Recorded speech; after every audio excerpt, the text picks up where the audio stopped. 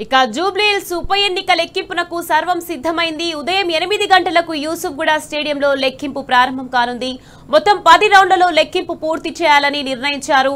ఇందుకోసం 42 టేబుళ్లను ఏర్పాటు చేయనున్నట్లు అధికారులు తెలిపారు. ఇక సాధారణంగా 11 టేబుళ్లపై కౌంటింగ్ నిర్వహిస్తారు.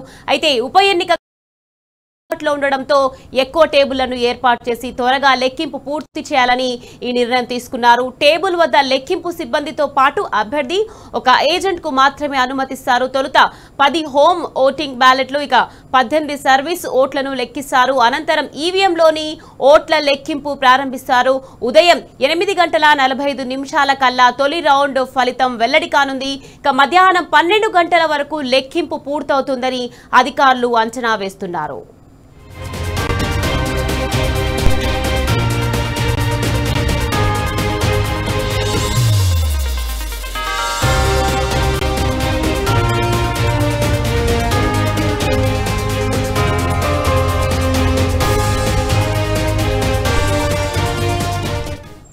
మొత్తం 407 పోలింగ్ కేంద్రాల నుంచి ఈవీఎంలకు వీవీప్యాట్లకు సీల్ వేసి ఏర్పాటు చేసిన స్ట్రాంగ్ రూమ్ లో భద్రపరిచారు ఎన్నికల అధికారులు. ఈ నేపథ్యంలో యూసుఫ్గూడ స్టేడియం చుట్టూ పోలీసులు 3 అంచెల భద్రతతో పాటు సాయుధ బలగాలను ఏర్పాటు చేశారు. స్టేడియం లోపల బయట 2 అంచెల భద్రతతో నగర పోలీసులున్నారు. స్టేడియానికి వెళ్లే దారులను మూసివేశారు.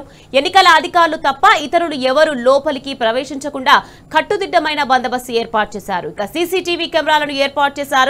బందోబస్తును ఉన్నతాధికారులు పర్యవేక్షించేలా వాటిని కమాండ్ కంట్రోల్ సెంటర్ కు అనుసంధానం చేశారు.